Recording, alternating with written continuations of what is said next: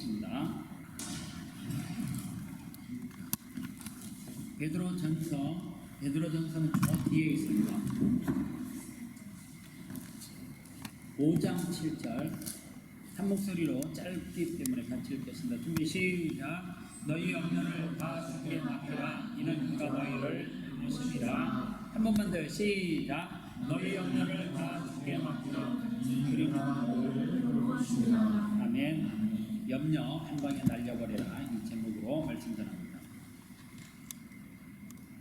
랄프 왈도 에머슨이라고 하는 사람이 우리 뒤에 무엇이 있느냐, 그리고 우리 앞에 무엇이 있느냐는 우리 안에 무엇이 있느냐에 비하면 아주 작은 문제다, 그렇게 이야기했습니다.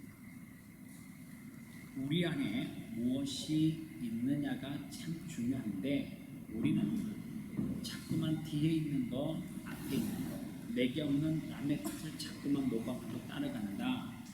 그래서 중요한 것은 인생을 살아가면서 내 안에 무엇이 있는 건가가 참 중요하다. 왜 중요하냐면 내 안에 무엇이 없으면 위기, 세상은 위기라고 이야기를 하고 성경을 이야기할 때 그것을 고난이라고 표현하거든요.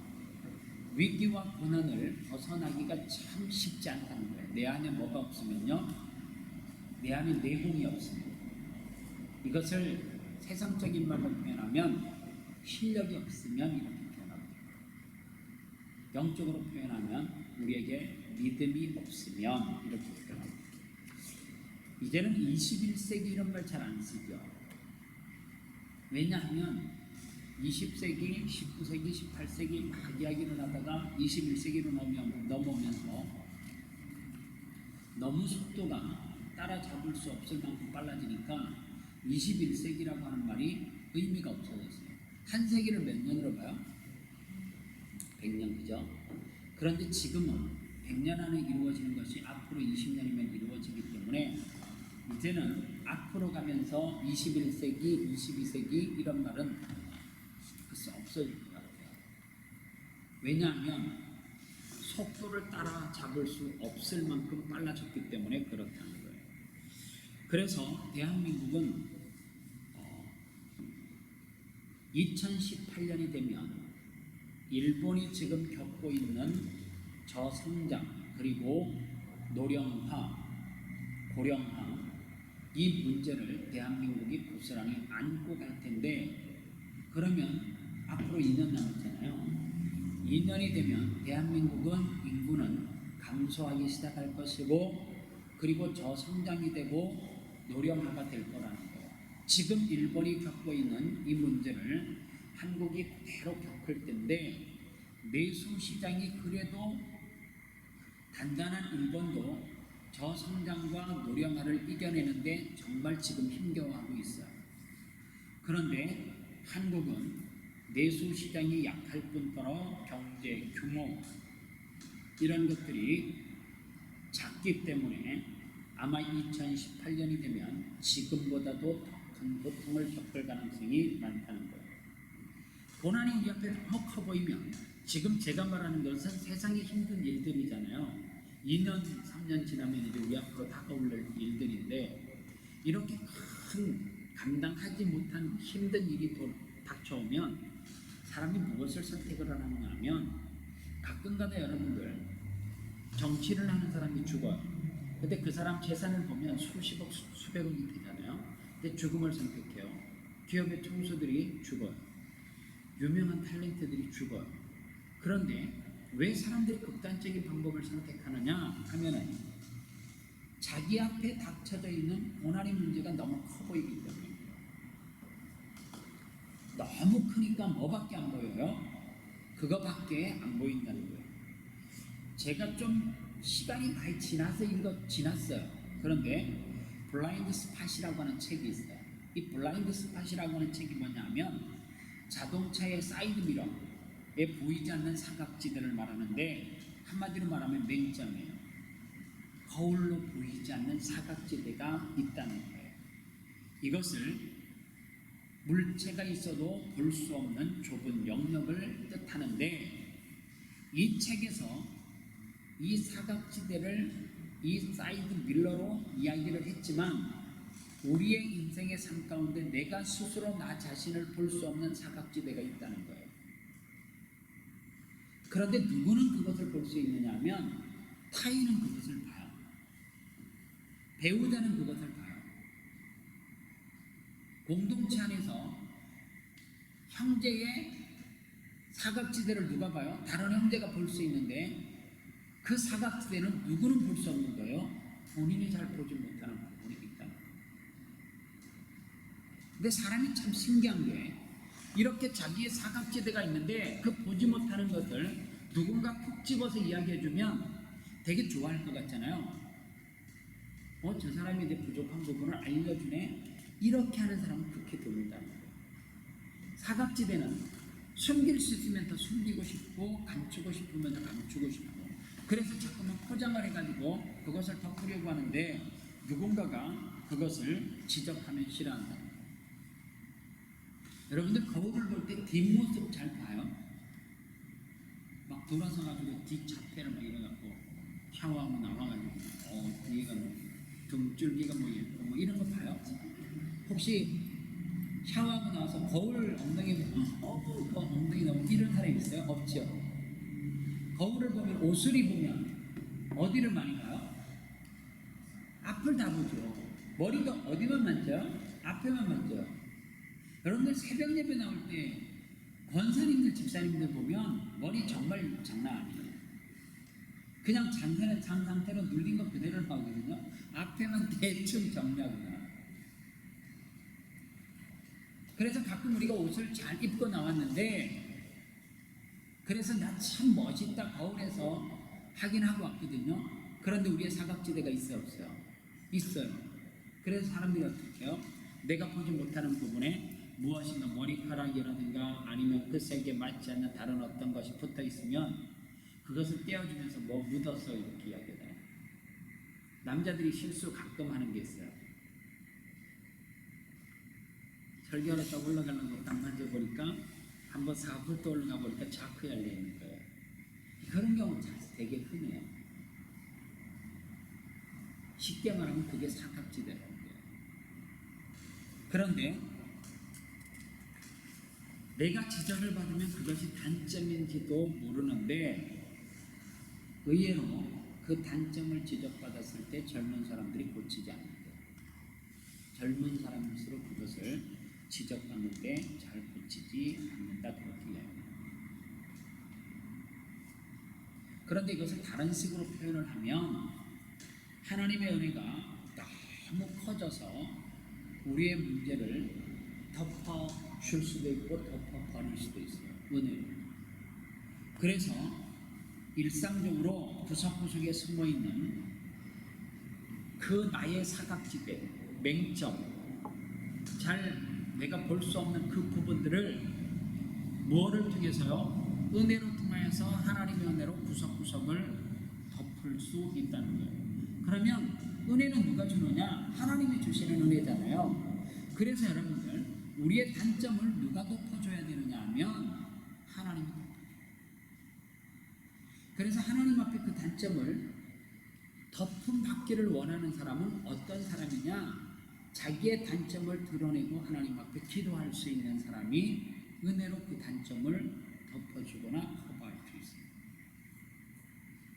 계속해서 숨기면 우리의 이제 단점이 뭐냐면 숨기고 기도까지 하지 않는다는 거예요. 그런데 하나님 앞에 그 단점을 기도하게 되어지면 하나님께서 그 단점을 덮어준다는 거예요. 그래서 우리는 고난이라고 하는 나의 단점의 문제, 세상을 살아가는 가운데 위기가 오면 하나님의 그 고난을 하나님의 은혜로 통하여서 들어가려고 하는 뭐가 필요하다는 거예요? 시도가 필요하다는 거예요. 하나님의 은혜가 그 고난의 문제를 덮을 수 있도록 뭐 하는 거? 초래하는 게 되게 중요해요. 그렇게 하지 않으면 하나님의 은혜는 그 고난의 문제를 덮지 않기 때문에 그래요. 그래서 우리는 문제를 만날 때 뭐를 해야 되느냐? 염려하면 오늘 성경에서 그러잖아요. 너희 염려를 누구에게 맡기라고요? 주께 맡기래. 하나님께 맡기라고 하는 말이 뭐냐면 은혜에 맡겨 놓으라 그 말이에요. 그러면 어떻게 되느냐? 하나님이 반드시 너희를 돌봐주신대요. 하나님이 돌보기 시작하면, 하나님의 보호하심을 받게 되면 문제는 끝나요. 그래서 가끔 가다가 어떤 사람을 이야기할 때 뭐에 관심이 되게 많으면 그 친구 그러면 뭐에 관심이 많고 그 친구는 뭐에 이렇게 자기 나름의 닉네임들이 있잖아요. 민저 그러면 기타 뭐 이렇게 생각나는 것처럼. 그런데 우리가 정말 문제 앞에 그것을 해결받으려고 하면 뭐에 관심을 가장 많이 가져야 되느냐 하면 영성. 이 영성이 쉽게 제가 표현하면 젊은이들에게 영빨이라고 표현하고 싶어요. 우리에게 필요한 게 뭐냐면 영빨이에요. 영빨이 뭐냐? 영빨은 다른 게 아니고 문제 앞에서 그 문제를 대처하는 방법이 곧 영성이에요. 영이 충만한 사람들은 어떻게 그 문제 앞에 접근을 하느냐 하면 첫 번째, 문제 앞에 문제를 문제로 보지 않고 그 문제를 직접 직면하지 않고 뭐로 가요? 자기 자신의 사각지대 부족한 부분을 돌아보는 뭐로 간다는 거예요? 하나님 앞에 내 삶을 돌아보면서 해결을 한다. 그리고 난 다음에 그 문제를 직접 보기 시작하는 거예요. 그럴 때 하나님이 개입하신다는 거죠.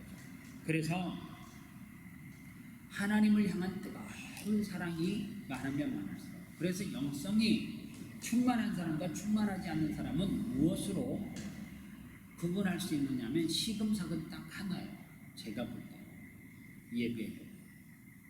영이 충만한 사람은 예배하는 자리를 즐겨요. 왜 즐겨할 수밖에 없냐면 영이 충만한 사람들이 가는 곳이 어디예요? 천국인데요. 천국은 가 보시면 알겠지만 딱 두 가지, 먹고 예배하는. 우리처럼 이렇게 한단 말이에요. 우리 좀 전에 뭐 했어요? 맛있는 카레 먹었잖아요. 그 다음에 뭐예요? 예배하는. 천국은 뭐와 같으냐면 천국은 가면 축구만 하고, 천국은 가면 내가 하고 싶은 것만 하는 게 그게 천국이 아니라, 천국이 좋은 거는 딱 하나예요. 먹고 예배하기. 누구와 예배해요? 우리와 예배하는 게 아니라 주님과 같이 예배해요. 그래서 저는 천국에 가면 참 물어볼 게 많아요. 되게 많은 것 같아요. 예수님에게 너무 궁금한 게 많은 것 같아요. 뭐가 궁금해요? 5,000명 먹이고 난 다음에 얼마나 남았고 남은 거 뭐 했어요? 물어보고 싶어요. 죽은 사람 살렸을 때 정말로 살릴 수 있다는 확신이 들었어요? 안 들었어요? 뭐 이런 것도 되게 물어보고 싶어요. 너무너무 물어보고 싶은 게 많아요. 내가 좋아하고 사랑하는 예수님과 동행하면서 그것이 곧 천국이에요. 그래서 우리가 이 땅에 살아가면서 천국은 있잖아요. 간접적으로 경험하는 거예요.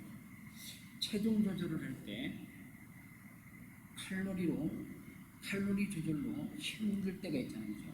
막 고기를 먹어야 되는데 비치주양아 몸무게를 빼라니까 70으로 갔어. 근데 칼로리를 조절하려니까 어쩔 수 없죠. 단 거 덜 먹고 고칼로리 덜 먹게 되고 채소 먹게 되고. 그런데 여러분들 칼로리 조절이 꼭 고통스러운 것만은 제가 볼 때 아니에요. 왜냐하면 여러분들 하루에 몸무게 하루에 몇 번 정도 올라가요? 한 번 정도 올라가는 거예요? 안 올라가요? 한 번도 안 올라가요? 저는요 하루에 한 5번은 최소 몸무게를 재는 것 같아요. 그냥 아침 먹기 전에, 새벽 예배 오기 전에 몸무게를 재요. 일단 그 다음에 새벽 예배 갔다 와서 재요. 얼마만큼 빠졌는지 보는 거예요. 그리고 새벽 예배 갔다 와서 아침을 먹고 몸무게를 재봐요. 그리고 간식을 먹기 전에 슬프고 간식을 먹고 난 후에 슬프고 하여간 내 변화에 되게 민감해요. 그런데 그날 내가 조절이 어느 정도에 돼야 되는데 안 되잖아요. 그럼 저녁에 안 먹어요. 저도 나름 되게 노력하는 거거든요. 그런데 묘한 기쁨이 있어요. 그 안에 몸무게를 자주 재면서 무슨 기쁨이 있냐면 내가 원하는 몸무게가 있잖아요. 내가 원하는 몸무게 거기에서 조절이 될 때 그 묘한 기쁨이 있어요. 사람들이 이럴 때 목사님 살 빠졌어요. 그럴 때 내게 칼로리가 적은 거잖아요. 내가 덜 섭취를 해서. 그래서 내 몸무게가 이제 빠지기 시작할 때 사람들이 그래요.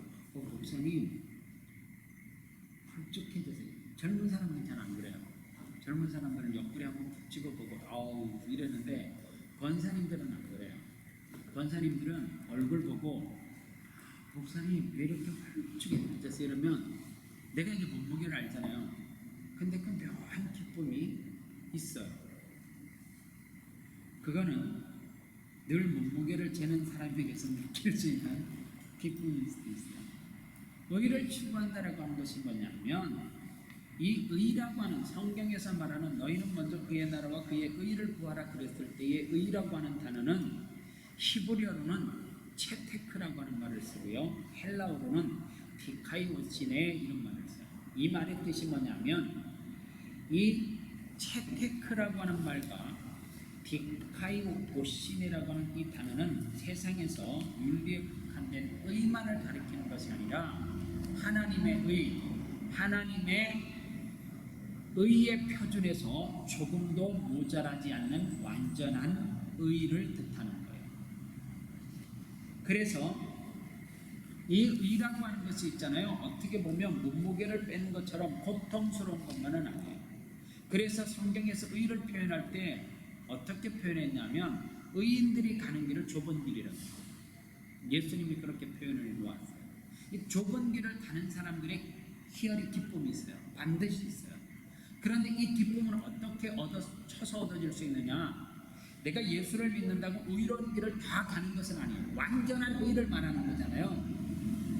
그런데 세상에서 국한되어져 있는 윤리적인 의가 아니기 때문에 하나님의 의 표준에서 조금도 모자람이 없는 상태인데 그 의는 완전한 의란 말이에요. 그래서 그 의의 기쁨을 얻으려고 하면 예배를 통해서도 얻지만 100% 아니에요. 예배를 통해서 그 다음에 내 삶의 의로운 행동으로 나타나는 것. 그래서 우리가 예수를 믿으면서 하나님의 의라고 하는 것을 통해서 기쁨을 얻으려고 하면 간접적으로 쳐서 얻어지는 기쁨. 당구 치는 사람들 없어요? 당구 안 쳐봤어요? 포켓볼 당구가 3쿠션 있고 또 뭐라니죠? 30, 80, 50이래 아마 그냥 이렇게 뭐 치면서 뭐 하는 게 있잖아요. 근데 정말 이 3쿠션이라고 하는 당구는 뭐냐면 볼이 테이블 위에 몇 개가 있어요? 3개가 있죠. 하나는 상대 거, 하나는 내 볼이죠. 하나는 중립적인 볼이죠. 안 해봐서 모르죠? 그럴 거예요. 근데 볼을 놓고 내 볼로 중립적인 볼과 상대 볼을 맞추되 마지막 맞추는 것을 선택하면 볼을 맞추고 테이블을 몇 번 맞춰야 돼요? 3쿠션이니까 3번. 적어도 3번 모퉁이에 맞고 마지막 볼을 때려야 되거든요. 물론 중립적인 볼이든지 첫 번째 내가 선택해서 맞추는 볼은 반드시 맞춰야 돼요. 근데 이 3쿠션이 왜 사람들이 기쁘냐? 알다마를 다 치고 난 다음에 마지막에 3쿠션을 쳐야지만 끝나죠. 그런데 이거를 못 쳐요. 어렵거든요, 사실은. 당구 테이블에 모퉁이를 맞추면서 쉽게 말하면 내가 공이에요. 민재를 살짝 비켜서 치면서 옆 볼이 이쪽에 있는데 그러면 엉겨 있는데 치면서 모퉁이 맞고 모퉁이 맞고 모퉁이 맞아서 땅 이렇게 맞아야 되잖아요. 그죠? 3쿠션이 되려면 어렵거든요. 근데 우리가 의롭게 사는 방법, 의를 통해서 기쁨을 얻는 방법이 그 방법이라는 거예요. 그게 뭐냐면 직접적으로 쳐서도 얻어지는 기쁨은 기쁘긴 기쁘는데 그렇게 오래 기쁘지 않은 거예요. 예를 들면 이런 거예요. 공부에 1등 했어요. 기쁘긴 기쁘죠. 근데 그게 계속 기뻐요? 영원히 남아요? 1등한 사람이 두려움이 뭐예요? 중간고사에서 1등하면 기말고사에 내 성적이 밀릴까봐 하면서부터 두려운 거잖아요. 그죠? 이거는 뭐예요? 기쁘긴 기뻐요. 내가 열심히 해서. 복권 당첨돼봤어요? 기쁘죠. 복권 생기면. 길 가다 돈 줘. 호주에서 돈 줘본 사람 있어요? 저도 주워봤어요. 얼마짜리? 네 20불 주워봤는데 멜번에서 너무 기쁘더라고요. 그걸로 뭐냐면 주차비가 해결이 됐어요. 멜번 주차비 비싼데 너무 기분이 좋더라고요. 20불을 주웠는데 그거 내가 노력해서 얻은 거 아니고 눈 잘 돌려서 주운 거잖아요. 호주 돈이 생각보다도 주머니 넣으면 잘 빠져나오는 거죠. 또 이럴 때 있어요. 내가 이렇게 하려는데 누가 와서 나를 두드리면서 네 포켓에서 돈 빠졌다 주워줄게. 되게 기분 좋아요. 근데 이건 오래 안 가요. 그런데 하나님의 의를 통해서 진짜 우리가 좁은 길을 통해서 얻는 기쁨은 뭐냐면 간접적으로 쳐서 얻어지는 기쁨. 그것이 뭐냐면 섬김이에요. 섬김을 통해서 얻는 기쁨이 영원히 오래가요. 그래서 여러분들 기독교인들이 가끔 대속이라고 하는 단어를 쓰는데 대신 뭐 하는 거예요? 죽는 거, 대신 희생하는 것, 이게 대속이에요. 사실은 죽어야지 대속이 완전체인데 남을 위해서 헌신하는 것, 희생하는 것, 봉사하는 것, 이런 거를 통해서 하나님의 의를 얻을 수 있다는 거예요. 그래서 우리는 자꾸만 하나님의 의를 추구하면서 머물지 말고 소망을 가지고 나아가야 돼요. 어느 날 한 방송사에서 특집 프로그램으로 한국인 성공을 말한다, 이 프로그램에서 나도 뭔지는 몰라요. 그런데 이런 방송을 한 어떤 사람이 책에다가 썼어요. 노숙자가 있었답니다. 그 노숙자에게 방송 프로그램의 취지를 다 설명을 하고 깨끗이 씻겨서 이발을 시키고 그리고 별 3개짜리 3스타예요. 3스타 요새 그 태양의 후예에서 나오는 3스타 알죠? 누구지? 그 여자 그지? 별 3개를 달고 그 옷을 입히고 있잖아요. 노숙자는 어디 있어요? 항상 밥을 얻어먹는데 그리고 또 자기가 장장인데 자기가 활동하는 방법이 있잖아요. 먼저 노숙자였는데 그 지역에서 노숙을 하고 밥을 얻어먹었던 사람인데 그 사람에게 깔끔하게 해가지고 3스타 복장을 입혀가지고 3스타면 옆에 있는 거 따라가야 돼, 안 따라가야 돼? 별 3개가 뜨면 별 하나는 기본으로 따라가야 되거든요. 그 다음에 무궁화는 몇 명 와야 되고, 그렇죠? 그렇게 이제 자기 주변의 사람들이 이제 쭉 따라올 거 아니에요.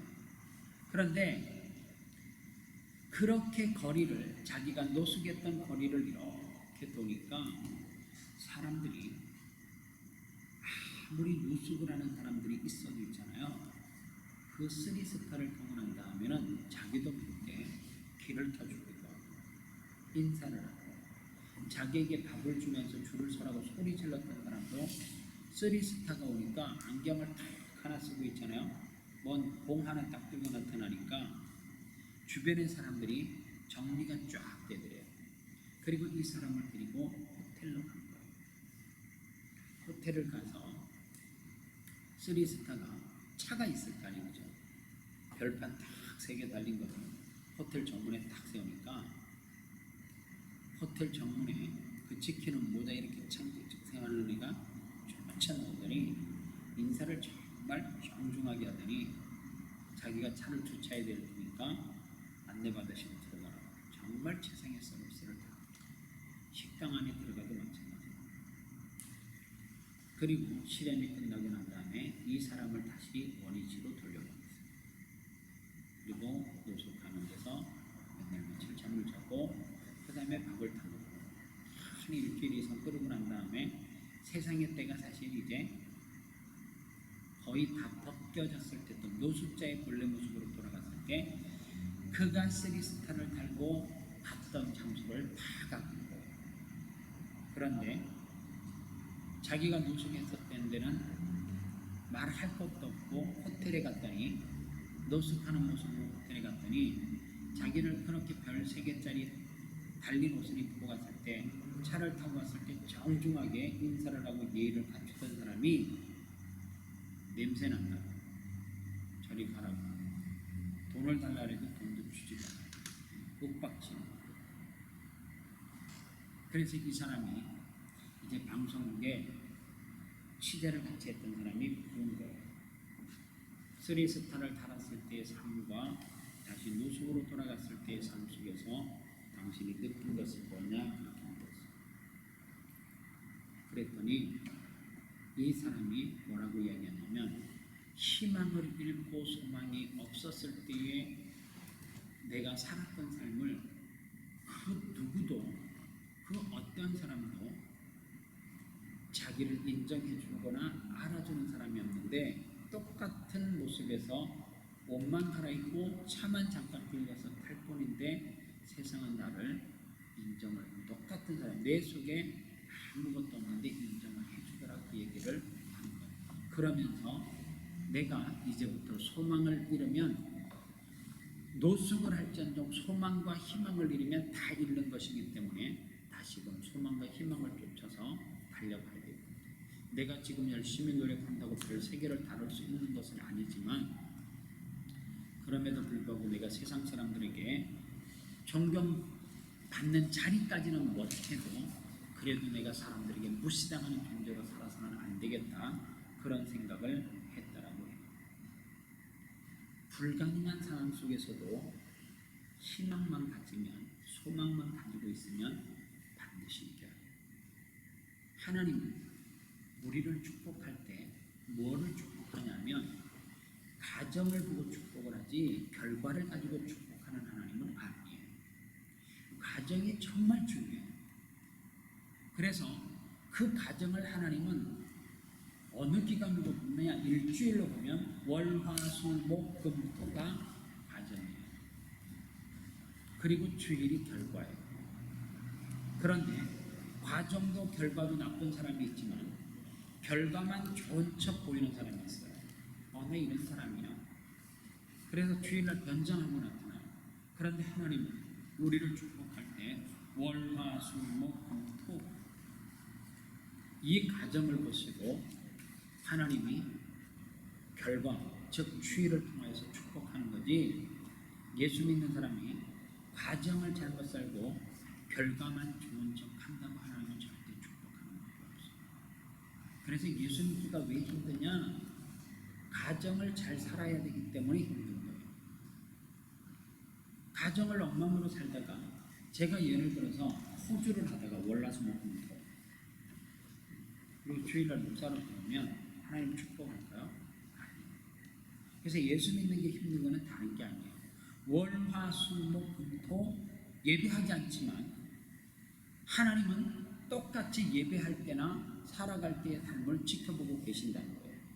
그래서 이 부분이 무너지기 때문에 지금 교회가 위기가 온 거고 교회가 무너지는 이유예요. 이 부분이 투명하지 않으면 하나님은 우리를 축복하지 않아요. 그래서 오늘 저와 여러분들이 우리 마음속에 소망을 갖는 거 어려운 거 아니에요. 소망이 있는 사람은 어떻게 살아가요? 앞에서도 이야기했지만 다른 게 아니에요. 우리 뒤에 무엇이 있느냐, 우리 앞에 무엇이 있느냐, 이것보다도 더 중요한 것이 뭐냐면 내 안에 무엇이 있는가가 중요해요. 왜 내 안에 무엇이 있는가가 중요하냐면 하나님은 우리를 볼 때 내 안에 있는 뭐를 봐요? 영을 봐요. 영성을 봐요. 은혜를 봐요. 그래서 우리는 시간마다 순간순간마다 기도해야 되는 삶을 살아야 되고 자꾸만 성령을 추구하는 삶을 살아야 되고 세상의 것보다 하나님의 것에 치우쳐서 살려고 몸부림칠 때에 하나님을 축복해요. 그래서 하나님이 가정을 축복한다라고 하는 것은 다른 거 아니에요. 억지로 애들이 여러분들 약 먹을 때 있잖아요. 알약 못 생길 때 있죠. 어렸을 때. 근데 알약을 못 생기면 가루약을 주잖아요. 물약을요. 근데 애들이 쓰면 뭐가 안 먹어요. 지금은 애들 약이 정말 뭐 딸기 향도 있고 오렌지 향도 있고 뭐 바나나 별의별 향으로 다 나오니까 거부감을 덜 하는데 여러분들 어렸을 때 기억날 수 있는 사람도 있을 거예요. 어느 약을 주는데 엄마는 그 약을 먹어야지 얘가 나요. 그러니까 어떻게 해요? 여기를 잡고 수저를 갖다가 입에 넣어가지고 못 벌리게 하지. 그래서 좀 반항기가 센 애들은 그것도 배탈해요. 목젖까지 있다가 토해요. 그 엄마가 안 먹여요. 다시 와봐요. 더 세게 잡아가지고 눌러가지고 결국은 먹여요. 먹여야지 낫기 때문에 먹이는 거죠. 그게 독약이 아니잖아요. 그죠? 같아요. 우리의 삶이 마찬가지예요. 의롭게 사는 것이 힘들어요. 그런데 힘들지만 우리가 의롭게 살 때 하나님은 우리를 예배를 통해서 복 주십니다. 그래서 오늘 저와 여러분들이 염려하고 근심하고 걱정되는 고난의 문제들이 많이 있어요. 이것을 우리가 한 방에 날려보내야 되는데 하나님의 의를 추구하면서 살아가면 돼요. 현실, 고난의 문제를 크게 보면 크게 볼수록 우리가 그 고난의 문제를, 염려의 문제를 해결할 수 있는 방법은 우리에게 없어요. 누가 해결하게 하시느냐? 하나님이 해요. 하나님이 하시는데 그러면 하나님이 하시게 하려고 하면 내 안에서 하나님이 일을 하실 수 있는 뭐를 만들어야 돼요? 가치를 만들어야 돼요. 그래서 하나님이 일하기 좋은데 여러분들 어떤 일 현장에 나가서 보면 일하기 좋은 현장이 있죠. 근데 어떤 현장에 가면 딱 들어가는 순간 짜증나는 거 있잖아요. 너무 앞에 사람이 지저분하게 해놓고 준비가 안 된 상태에서 가면 뭐 쓰레기통에 덮쳐 있고 뭐 가령 예를 들어서 그냥 싱크대에 설거지 가득 있고 이런데 앞에 있던 사람이 안 치우고 가고 바닥은 막 미끌미끌하고 너무너무 막 그럴 때 있잖아요. 마찬가지. 하나님 우리에게 역사하시려고 하면 우리가 그것을 다져놓지 않으면 하나님은 일하지 않습니다. 그래서 그 다지는 시간이 사실은 쉬운 게 아니고 그게 힘든 거예요. 예수를 믿는 것은 안 어려워. 예수를 믿으면서 과정을 하나님이 보시기에 성실하고 충성되게 사는 것이 참 어려워요. 오늘도 우리가 그 싸움을 벌여서 이기면 결국에 고난의 문제가 커 보이는 것이 아니라 뭐가 커 보여요? 하나님의 은혜가 커 보여요. 그러면 어떻게 해요? 하나님 은혜로 확 덮으면 돼요. 핸드폰이 크지 않죠? 덮어요. 안 보이잖아요. 이게 은혜면 돼요. 핸드폰이 뭐면 되고요? 고난이면 돼요. 염려면 돼요. 하나님의 은혜로 확 덮어버려요. 그잖아요. 그러면 어떻게 해요? 안 보이잖아요. 이게 은혜란 말이에요. 그러면 우리가 싸움에서 이겨줄 수 있어요. 기도하겠습니다. 하나님 감사합니다. 염려, 고난의 문제,